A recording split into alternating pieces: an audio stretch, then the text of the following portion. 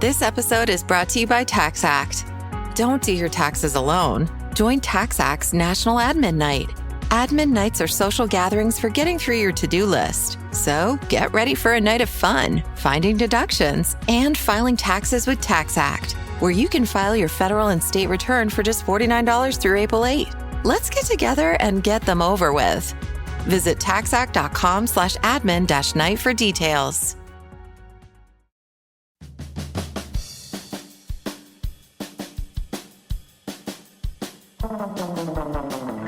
Welcome to The Secret Life of Cookies, where we try to solve the world's problems through the miracle of carbohydrates, one recipe at a time, with host Marissa Rothkopf and her dog, Bosco.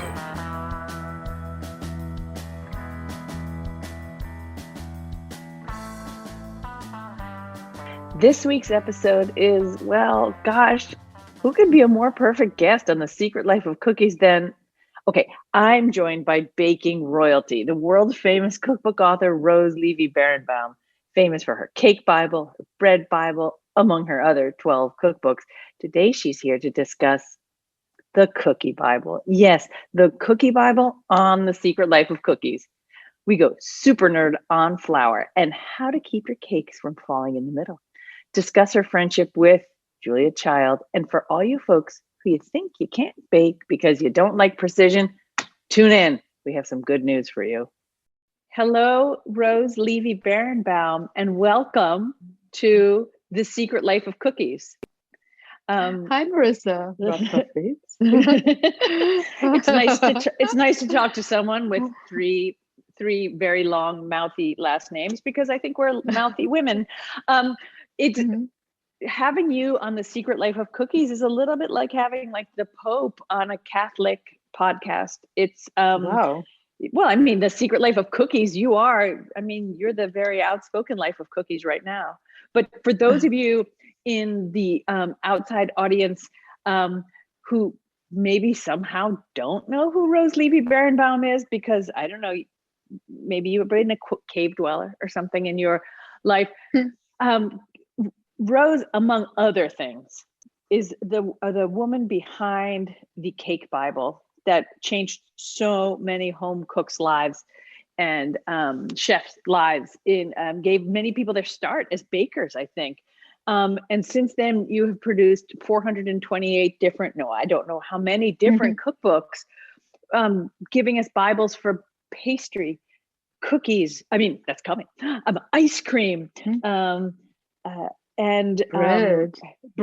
Of course, my God, the bread Bible. I'm like literally looking at it from where I'm standing. The bread Bible, and a little lesser known one, but the Christmas cookies book, which is terrific. And here we stand on the precipice of the birth of the Cookie Bible. So Rose, this podcast, the way it works is that sometimes my guest cooks with me. Today, I am going to be doing the cooking while you sit there and tell me wonderful stories of the world. But I'm making a cookie today that I feel it's a little bit like log rolling in my time. But this is a cookie that you chose, like the greatest moment of my life. You chose one of my recipes to go into your Cookie Bible, which kind of blows my mind. In many, many ways. But Marissa, considering that, I'm sorry to interrupt, but considering that you, not all that sorry, but because I have to say this, considering that you wrote the most marvelous foreword to the Ice Cream Bliss book, how could I not include, you are a cookie person. And when I heard that you were doing what you're doing today, the peanut butter shortbread with chocolate chips, I just had to try it. And then I thought, that's it. This will represent you in the Cookie Bible. Well, thank you very, very much. Anybody, since this is a podcast, you can't tell, but I'm actually sort of pink and blushing at the moment. But I am making peanut butter shortbread, and I think it is one of my favorite cookies that I make. With apologies to all the people who can't eat peanut butter, I do have an orange chocolate chip shortbread that works really nicely. But this cookie, because of the peanut butter and because it uses confectioner's sugar, I think ends up so delightfully crumbly, isn't it? Doesn't the confectioner's sugar really add to its consistency? Oh yeah, it makes it more tender too, because peanut butter could tend to make it a little bit less tender. It balances it perfectly. To be honest, I thought I would never even consider another shortbread cookie because I had nailed my perfect little round ones and the wedges.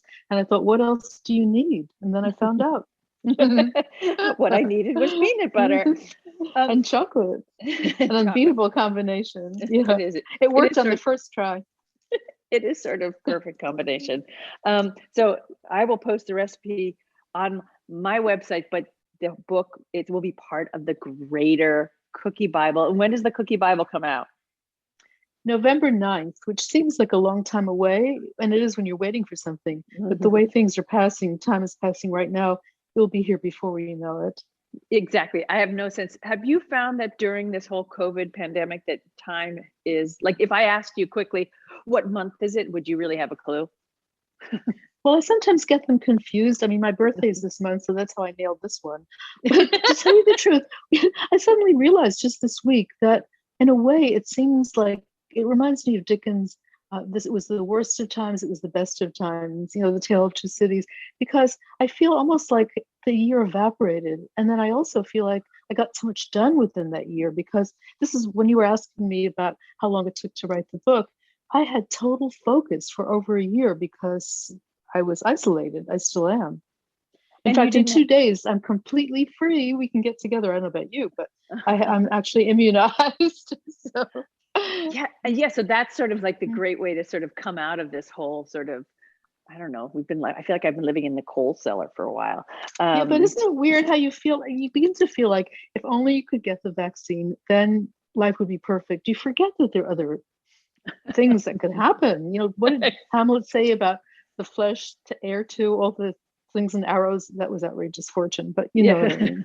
Exactly. It's like the vaccine doesn't cure life; it just cures COVID. Hopefully, you still have to take care of yourself. Yes, that's a really good point. Which I think you can. I think peanut butter, chocolate chip shortbread are medicinal, though I'm not quite sure. I think all cookies are medicinal because they make you feel happy and good, and that is a very important part of your health. I think, and plus, they're small. You can just have one if you can help yourself. Yeah, but it's not like it's not like a big hunk of something that you got to finish it or you want to finish it. It's like, oh, can I just have one more because there's so little, It's only little. It's so delicious. So you have been talk to me about the process of, how do you sort through all those recipes that you have, that you've worked on, in order to get the ones that go into your cookbook, especially something like a book that we call a Bible, where you have every manner of cookie, from bar cookie to drop cookie to, shaped cookies like I'm doing right now. Is that blue nail polish, by the way? I'm sorry, that was a non sequitur. Or do you have blue cookie dough on your fingers? I've been mesmerized by it. All right, so how do I choose? Well, first of all, there are many cookies that I did in the Rose's Christmas cookies. I think it's about 30 years old now. And I have a different approach now of writing and also of making the cookies. So I revisited my favorite ones from there. I did want to be all inclusive. And when I was doing the ice cream book, Erin Jean McDowell, who did the styling, we were at her house because that was pre-COVID, and we saw some of the things she'd been working on for some of her books and appearances, and one of them was what I called Blondie's Blondies, because they're bar cookies, and I basically don't like things that are super sweet. And this was an exception. And I called it Blondie's Blondies because nobody knows, because Erin always wears a bandana, but she has the most gorgeous platinum blonde curly hair underneath it. So that's how I called it that. But, I thought, okay, brownies, I love because of the dark chocolate. It takes away, it balances the sweetness. But blondies don't have any dark chocolate. Somehow these are just so wonderful in texture and so delicious. I had to include that. So constantly along the way, I'm discovering, the most amazing cookie in the book, I think. It actually is not even mine originally. It's from Zap Townsend, who's a chocolatier, and he's in Texas. And he posted his cookie on the blog, and it's a truffle cookie. So it has truffle baked into a chocolate cookie.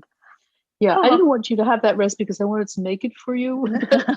I don't think you're going to be able to wait. I mean, imagine that when it's first baked, it's really melty, but it stays melty and delicious. So, it's just amazing cookie discovery after discovery, including ideas that I have. I can't think of any offhand, but since I'm constantly thinking about this, last night I actually dreamt that I was making a cherry rhubarb pie. Can you believe that?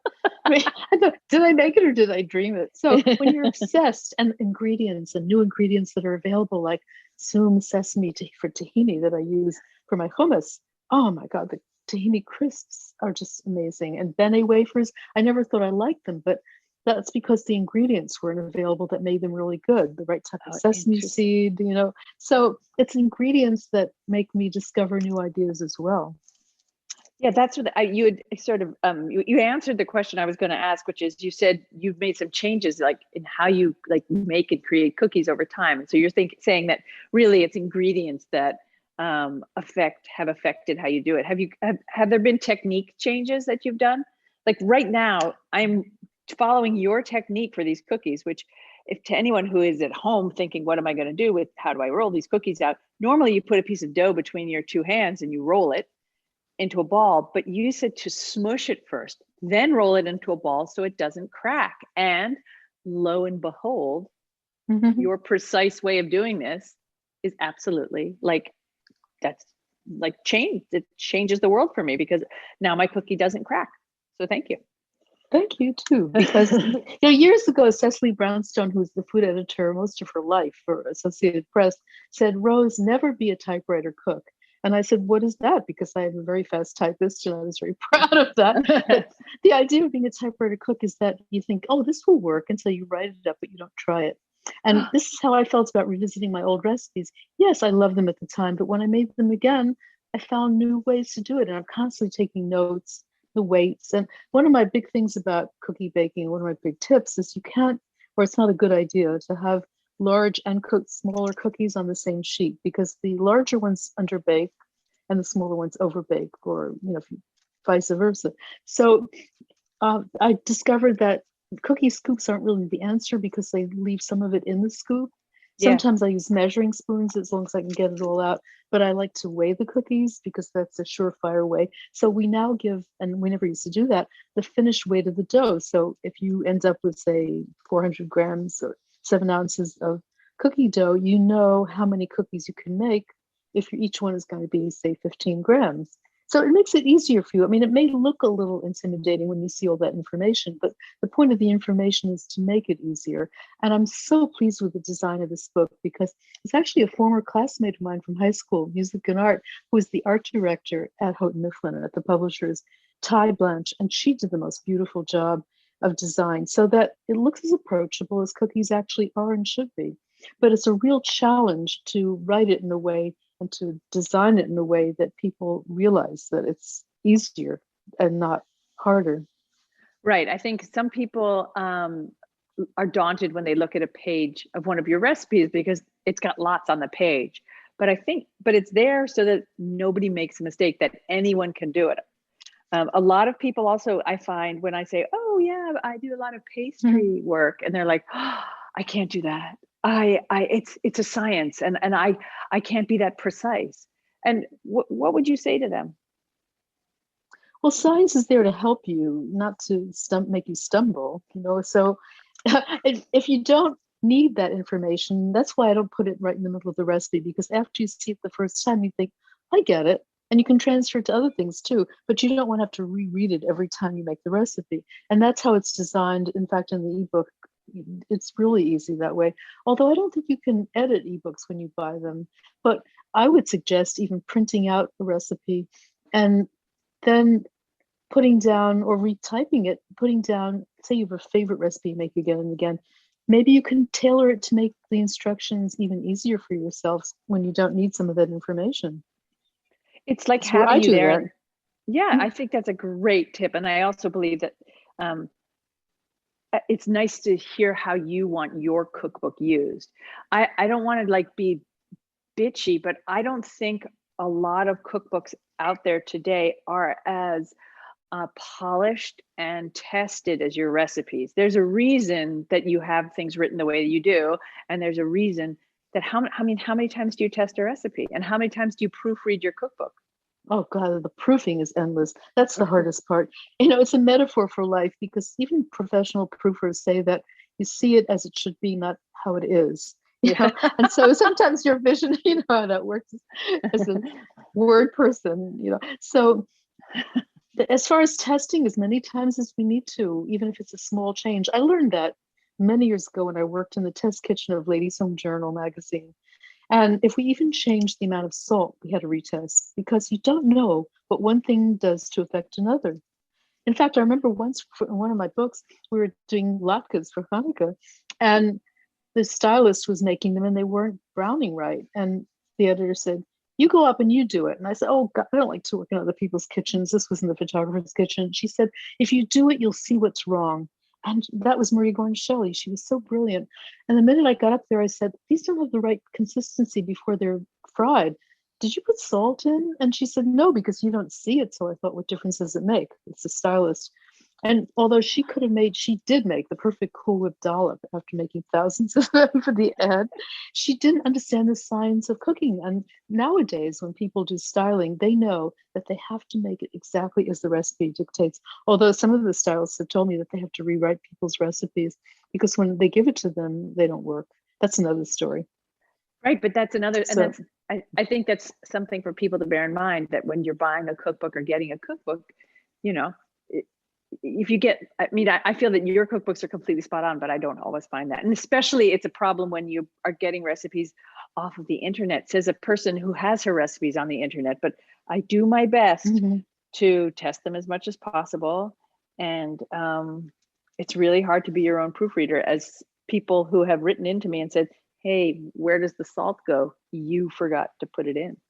Well, this is the thing. I'm so grateful. Woody and I love when people report back and say something is wrong, because we've now put so many things also on our blog that it's harder to make sure that everything is transferred correctly there. Whereas the book, we have the opportunity of going through it so many times, and still, do you know that the Cake Bible didn't have a single error in all? It was a 1,000-page manuscript. I don't know if I ever told you this, but I think nobody else would know that Bert Green, who was a really dear friend and editor of Daily News, he was a food writer, and he said, we always read back and forth at the end. And he had another person to read with him. You mean back and forth when he has his manuscript? Exactly. I didn't really explain that right. At the end, when the final version of the manuscript comes, which they called the blues in those days, now it's electronic, and you read it back against what the last version had been, that was supposedly correct, and you catch the errors. So since I didn't have a Woody in those days, I read it into a tape recorder and played it back against that. And then I highlighted everything I found, and I put a big black arrow as well. And sometimes they would fix one thing on a page, sometimes none, sometimes all of them. So I said to my husband, who is a radiologist, how could they be missing the highlighting? And he asked the operative question, what color did you use? And I said, I used two colors, red and green. And he said, those are the two colors colorblind people don't see. Now, he knew that because most radiologists, it's one area in the profession, medical profession, where you don't really need color. And that's what most radiologists are colorblind. He wasn't, and he claimed that he could see more defined shades of gray and black and white, but still, I said, well, okay, if they didn't see it, then at least they could have seen the black marks. I didn't know until like my sixth book that what they were doing at the publishers, because everybody worked from hard copy then, is they would photocopy. All my highlighting disappeared. They would give the original one to somebody else, not to the inputter. So this is what you go through when you want to make things work. But with a cake Bible, maybe it isn't as serious if it's one recipe for one cake that doesn't work. But if you're making a wedding cake and you invest all your time, your ingredients, and people's hope in getting one on their wedding day, and it doesn't work because something got messed up, it's heartbreaking. And so I wasn't going to let that happen. And I don't think I've ever been quite as vigilant with any of my other books, but I am allowed to go back and change things in the next printing. And luckily, the Cake Bible is now in its 56th printing, which is like a miracle. Wow. But another thing is that having a blog, having social media, you can post corrections. And we have something, I originally called it the errata page. And then people thought it was erotic. So I changed it to corrections. And maybe I should have left it. It would have drawn them in more. Exactly. You would have gotten all sorts of people on your site. Oh yeah, I have never gotten any of those types of people you're referring to.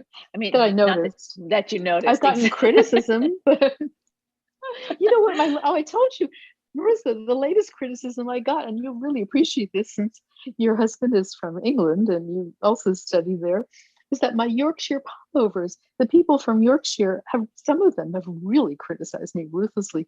They say it's not a popover, it's a pudding. No, so finally I ended up saying, I think I sent this to you, that it becomes a popover when it's baked in a popover pan, and that it's really delicious. So what difference does it make, really, what we call it?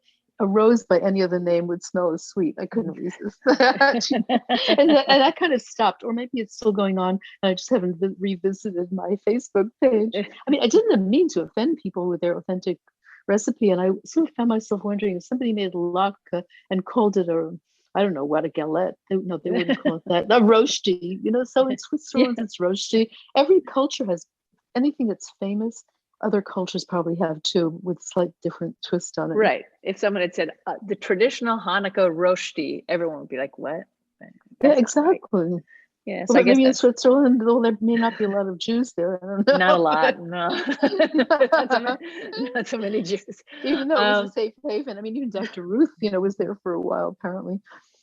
Well, we said we were not going to get into too much politics, but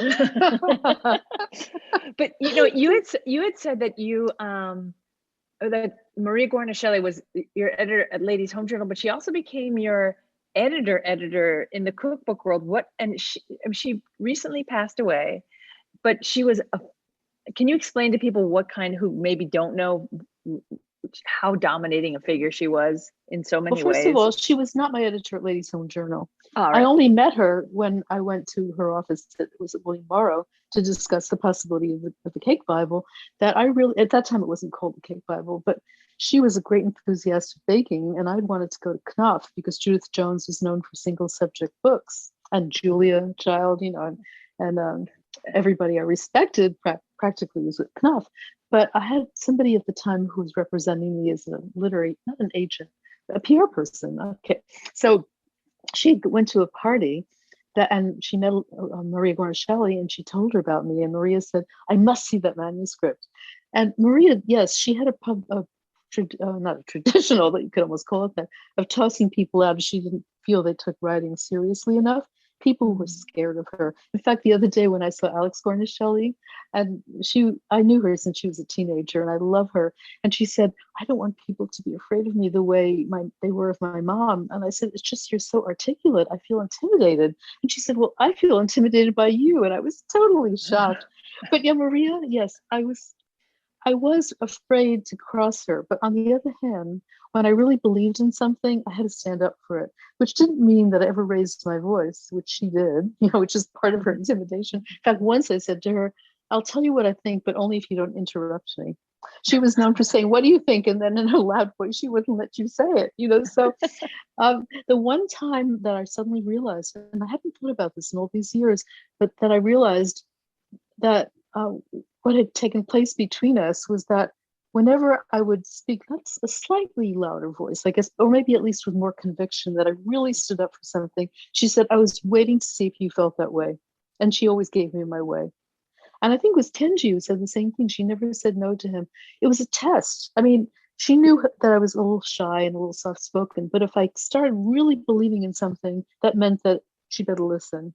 So we had a really interesting relationship because she had a great respect for the different ways of doing things. And nobody had ever put a chart in a book, let alone weights. That was the first cookbook ever to have weights in. So that's how, as much as there are times when I was really angry at her for good reasons, I will never forget how much I loved her and how much she contributed. She changed my life. It changed her life too.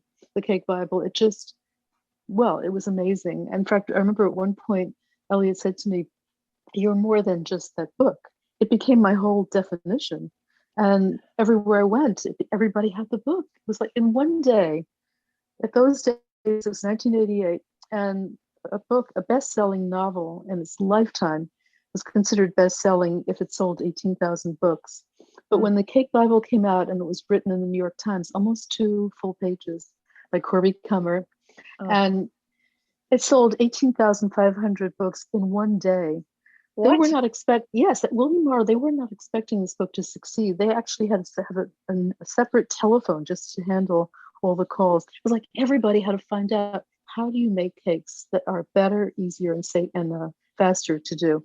Because Corby had asked me what I did that was different, which was Yeah. a brilliant interview question, because it gave me the ability to say what I'd done. And that was a different way of mixing cakes. Let me ask you a question, Rose. What did you do differently in that book? You said that was a good question, so I thought I'd ask it again. Yeah. I'm glad you stopped me, because I was just about to say. Good question. Yeah. Okay.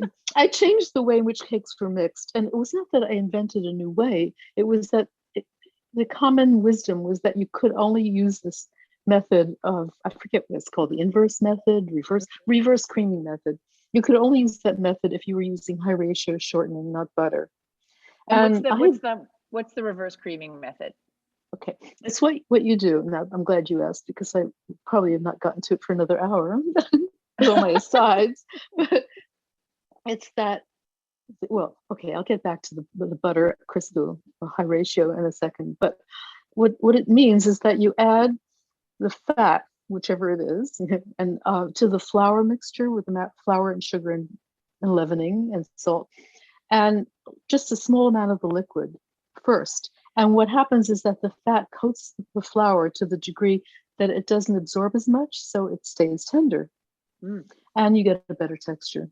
So what I was going to say about how I took the leap of doing it with butter is that I used to do a lot of research, because even though I got my master's in food at NYU, in those days they didn't really teach science. So I found these hardcore science books, and one of them said that butter between the temperatures of 65 and 75 will emulsify other ingredients. So I thought, well, that's not too hard, because kitchens are usually no higher than 75. If the butter is 85, you get a coarse texture. So, are you still baking cookies, by the way? Yeah, I just turned them around in the oven so they cook evenly. Anyway, I made it about, thank you. That was another great tip. So I think it was 22 tries before I got the perfect ratio of my ideal cake. And I've never gone back. And people will say, can you use this for all cakes? Well, all cakes where the butter is solid, because if you're making a genoise, for example, the butter gets melted, and that's different. And we won't even get into the flour discussion. You know, what really shocks me is two things about flour that so many people don't even think to put in their books. And I keep writing about this. And it was only Miro he said it was mind-blowing when he made my favorite triple lemon cake using bleached all-purpose flour versus unbleached. What a difference it makes. I think it's so. This? Miro Uskokovic is the pastry chef, my really dear friend from Gramercy Tavern. And the thing is that with flour, there are two important factors. One is to know whether it's bleached or unbleached. And the other is, if you're not going to weigh it, how you're going to measure it. Because if they do what they call the dip and sweep, and you dip the measuring cup in and then sweep off the excess, you get usually a much more higher amount than if you lightly spoon it. Right. You always do, actually. And then if you whisk it first before dipping and sweeping, you will get it slightly lighter, but not as light as lightly spooned. You know, so you might end up, instead of a cup of flour, getting 1 3/4 cups. And people say, well, why is my cake dry? You know, duh. So sorry, but so those are the two things that I really would like to put out there. That, and that I think I'm most proud of finding the solution to never ever overbeat egg whites. You know how they always say, recipes say, beat until stiff but not dry, and if you overbeat them, those then beautiful they're dry. It breaks down. It loses, all the beautiful whites lose their liquid and doesn't give the stability or the texture in the cake, like in a chiffon or an angel food. So with an angel food, it's less critical, I think. But the solution is that when you use cream of tartar, which is just a byproduct of the wine industry, so it's not a chemical per se, if you use 1/8 of a teaspoon per egg white, you could beat till the cows come home, and you never can overbeat that, even for 20 minutes or half hour. If you add too much, then it goes the other direction, it reverses. And maybe I'm giving too much information here to Oh, I love swallow. it. But not for you. I mean, of course you do. But if you use the pasteurized in the shell eggs or the pasteurized eggs that you buy in the supermarket, the ones in the supermarket already have an acid in them, but you still use cream of tartar. The ones that are pasteurized in the shell, you use double the cream of tartar. And the first time I tried it and it didn't work, I added double and I beat and beat and beat, nothing happened. And all of a sudden it magically came together and it was fluffier than it and more stable than it had ever been. So these are all the discoveries with ingredients and techniques that over the years, this is going to be my 13th book. So you can imagine all the thinking and obsession that has gone into this. Speaking of healthy obsessions, I mean, well, for you, is the difference between bleached and unbleached flour, which I know gets a little bit into like the super details for people. But even if you're not a cook, you know, you buy flour, you like walk by the flour and you're like, oh, there's the heckers. I like this one, unbleached forever, because it's you. And I think people buy unbleached flour because it seems more organic or wholesome or something. Exactly. Yeah. But you've been saying to me for a long time and kind of nagging at me, what kind of flour should I use? Right. And so what is the difference? Like, why do I use unbleached versus bleached? And thanks for asking. Okay, well, unbleached flour has slightly higher protein content. So when you're making bread, you want to have higher protein in order to have the structure. But with a cake, you don't want it to be chewy and coarse. And the interesting thing is that with unbleached flour, it's like the particles of flour are little ball bearings. And they can't catch when you're making a cake, you need to emulsify and capture. Emulsify means to distribute evenly the sugar, the butter, the liquid. And when it's bleached, it's able to do that. But when it's unbleached, it's smooth and it drops right through. And I discovered that many years ago when I was making a wedding cake. This is really amazing because it was a chocolate cake. I still remember this. It was a 12-inch cake and it was perfect. And then there was a blackout in New York, and just when it was going to be done. So I put my finger into where I thought was the middle of the cake to test and see if it would spring back, and it just kept going. It was because it had sunk. So that's what happens when you use unbleached flour right at the end. Suddenly it just drops, or when you take it out of the oven, because it doesn't have the even support. The interesting thing, though, is that one day I was making two things at the same time, which is always risky. I was making my stepdaughter's birthday cake, the Grand Marnier, that was made in a bundt pan, and I was making bread. And another thing about higher protein, it browns faster. And I noticed that her cake was browning faster in the oven. And I thought, uh-oh, did I use the wrong flour for this? Now it's going to drop in the middle. And then I thought, wait a minute, it doesn't have a middle. A bundt pan has a tube in the center. Phew, off the hook. Now it would never be as fine and beautiful a texture, but it was okay because it hadn't fallen in the center, which is, if you don't have buttercream on it, you don't want that to happen. And I think for a lot of people, basically it. I think for a lot of people, they don't like pay attention to these things, but then they complain that their cake has done X, Y, or Z, like it's sunk in the middle or something. And so it does, help you to know the difference between unbleached and bleached flour. And if you're really into your baking, to try it out, even, try the experiment yourself. When people write on the blog, because we answer all their questions, and whenever we get that type of question, the first thing we answer right back is, what kind of flour are you using? Are you following the directions? Are you substituting anything? Because you have to have full disclosure before you can really help. So in my brownies and cookies, is it unbleached flour or bleached flour that I should go for? Oh, I'm glad you asked that, because brownies really don't matter, because brownie is not flour dependent, right? Because brownies are the best. I can't disagree on that. And the other day, in fact, I was following a recipe that apparently went viral on the web that was using brown sugar as well as malt. And I use malt in a lot of my chocolate things because it accentuates the chocolate. And I thought, I really have to try this. I guess I should have known better, because I've tried blooming. Oh, they also bloom the cocoa, which is something that I discovered years ago when you're making cakes, is that when you add boiling water, you get incredible enhancement of flavor from the cocoa. But when I did it in the brownie, it became more cake-like.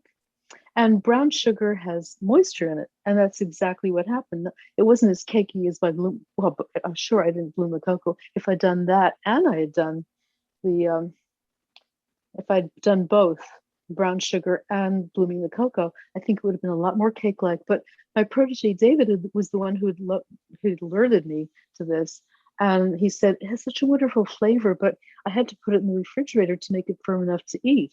And so this is what I did with mine ultimately, and it was wonderful when it was solid in the refrigerator. It had a wonderful fudgy quality. Mm. But I used my favorite fudgy pudgy brownie as my base for this.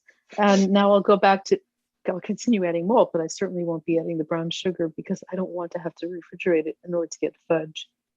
So these are the things you play with, because whenever he tells me about something, I forget I've already tried it sometimes. And I try it again. I think, oh, I've been there before. You know, I know what I'm doing by now. When you understand the ingredients, you kind of know what's going to happen when you start making changes.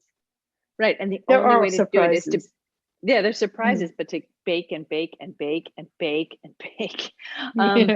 Just keep going. The proof is in the pudding. No, sorry. Exactly. Yeah. Or as we like to say, the proof is in the popover. Good one, because they both go back to England, right? I was so shocked. You know, when they translated the Cake Bible into English, they said 2 countries divided by 1 language. And I was so surprised that they called cakes puddings, because I was sort of putting something, well, like the inside of a Yorkshire pudding, right? Or popover, something that's more custardy. Or ghettos. Right? They call them ghettos. Like you'll have that's true. And chateaus. Ghettos. I like to have a ghetto in my chateau. You also have worked alongside with, next to every other, because you are in that group, but like a legendary group of chefs from the 20th century on to the 21st century. From let's start with Erin Jean McDowell today, right? Who's created the pie book, all the way back to what was your first? You had an early interaction with Julia Child, didn't you? Yeah, many actually.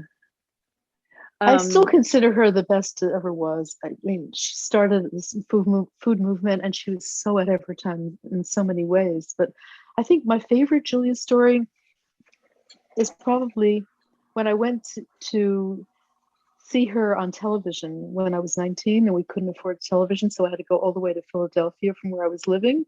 What do you mean you went to go see her? Like you could just go into the studio? Well, I get to see her on TV. No, I went to see her on her television show when she first started her television show. It was when I was living in Washington Crossing, Pennsylvania, and my former husband was studying at Temple University. So while he was in class once a week, I would go to the dorm and I'd watch her on TV. And I never in a million years would have thought that I would get to meet her in person, let alone have her call me and congratulate me for being on TV. But that's what happened when the Cake Bible came out. I got home from the Today Show, and the first person to call was my mother, of course, and the second was Julia. And she said, "I'm so proud of you, dearie. That was the greatest moment in my life." I mean, who would have thought? Oh, and Maida Heater, her giving me the foreword to the Cake Bible. She didn't want to write another foreword because she'd just written one with a book that hadn't succeeded. She didn't know me, and I called her. Oh, that was so amazing, because she said, "I'm sorry, I can't do it." And I said, "Maida, if you can't do it, I'm not going to have a forward. So would you be willing to just look at the book?" And she said, "Hold on a second, I'm going to ask Ralph." That was her husband. She was that generation, where you go to your husband for advice. And she came back and she said, "I'll look at it, send it, and give me a week to decide." And the day after, I think she'd stayed up all night. She called and she said simply, "I see what you've done. I'll do it." Oh, I get the chills still remembering. I just knew that would launch the book. Between her and Corby, you can do the best thing in the world, but if you can't put it out there, people don't know. And I felt like I had done the best cake book, and she had agreed. So I have a special tribute to Maida also. I put her Palm Beach brownies, but nobody did weights in those days. As you know, I was the first person to do it. So I put her Palm Beach brownies with weights and a nice little head note. A lot of the head notes had to get cut because I always overwrite. Well, I don't think I overwrite, but publishers have a bottom line for how big the book can be. And by the way, the savory chapter was completely cut. I had 8 marvelous recipes. So either it's going to be a giveaway or we're going to give it away as far as putting it on the blog after the book comes out. What were some of the savory recipes? Oh, I was hoping you'd ask. I just made a list because I'd sort of forgotten. My favorite one, I think, is, and it's easy, is corn fingers made as madeleines. And then the other one that I really love is I figured out how to make cheese straws with paprika without the paprika burning. I mean, I'm 1/4 Hungarian, and this is another thing people don't realize if they're not Hungarian. Wait, you're Austria. I'm only Austro-Hungarian. My grandmother was born in good. Hungary. Yeah. Great. Okay, then you'll know about this because that was, one of my grandmothers, obviously. So you don't put paprika on in the beginning of cooking because it burns, and then it ruins the flavor. So I put it on after it comes out of the oven so that they're fiery red and delicious. And that's the cheese straws. That's a brilliant technique. I grew up with only burnt paprika because it was my mother's decoration of choice on top of chicken. And it was like, okay, what are we putting on this chicken? Salt and paprika, that gives it a good color. But to me, the color was just little black speckles. And apparently it wasn't supposed to be little black speckles. I do it after the chicken comes out of the oven. I used to put it back for a few minutes and I thought, why am I even doing that? It's just gorgeous when you just dust it on top. And then of course there are, the palmiers, the quick puff pastry. I think that's still in there. Oh, and whole wheat pie crust, my favorite pie crust, with a whole wheat version for rugelach. That's a rosemary. What else? What else goes into that rosemary rugelach? It's rosemary and something else now. Pardon? Figs. Oh, that's right, a fig spread. Thank you. See, it's hard to keep track of all this stuff, especially when you have to leave it out of the book and then you start trying to stop thinking about it. So I think the savory arugula is one of the great innovations of our time. You told me about it, Marissa. That's how I started doing it. You told me that you went to Philadelphia. So the next time I went, I tried to get to that place and it was only open at dinner and I wasn't there for dinner time. And then I decided to start my own. I have a bacon arugula now that I really love. Yeah. Okay. So you'll be getting it. I'll be getting my shot very soon, my second shot, and I can come eat some of them. And then, of course, the restaurant I went to was a restaurant called Abe Fisher, which is owned by the same man who owns Zahav, and he's a brilliant chef, and he makes these incredible savory arugula that he serves out of a wooden box at the table as if they were cigars. We have to go there when we go on a book tour for the cookie book. I didn't know, and I love Zahav, and he's also a fellow author at HMH. Although we're all ending up at HarperCollins.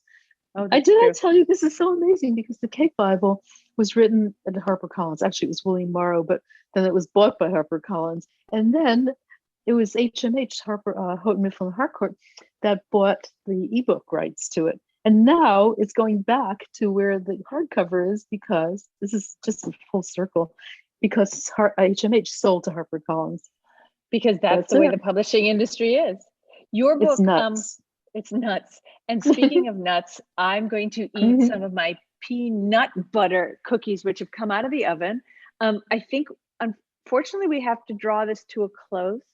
Although we could talk and talk and talk, and maybe you could come on again closer to when the Cookie Bible comes out, and we can bake along together, and you can do a little book tour right here on this podcast. Oh, absolutely. This went so quickly. And I wanted to talk about how pastry people build on each other's work and what an inspiration you are. Look at how you told me about savory rugelach. I didn't even think about doing that. So yes, please invite me back. Another time. But to all the people out there in listener land, you have until November 9th to buy yourself a scale to measure your ingredients on before this book comes out. If you don't already own a scale, I think, Rose Levy Beranbaum, would you not say that every chef should have one? Every cook should have one? It's probably the number one thing. After that is the thermometer. It's hard to decide, but I would say definitely the scale first. I would say too. So judgment third. Good judgment. Can you trust buy your instinct? No. Trust your instincts. That's the most important thing. But instead of asking how do you do something, think to yourself, what do I know about it already, and what makes sense to me? And you'll find you may have the answer. That's such good advice for all of us.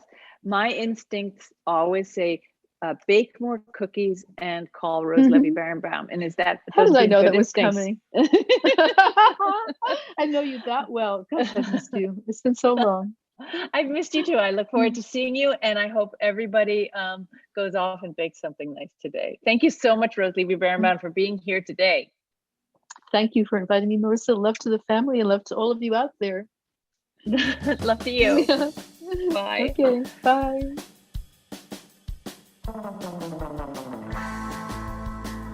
Thank you so much for joining me and Rose Levy Beranbaum this week on The Secret Life of Cookies. You can find the recipe for peanut butter chocolate chip shortbread on my website, marissarothkopf.com. Please follow me on Twitter at Marissa Rothkopf, and if you will be so kind, please leave a nice review in the Apple Store. Stay safe, eat cookies, and talk to you again next week. Mi familia's more fun at Walt Disney World. Like mi papa, he's super serious. But since he met Goofy, he's been laughing all day. Or my sister. I never thought she'd try out the fast rides, but Space Mountain was her favorite. And me, I didn't think anything could feel so special. The memories made at Walt Disney World Resort, that's pura magia.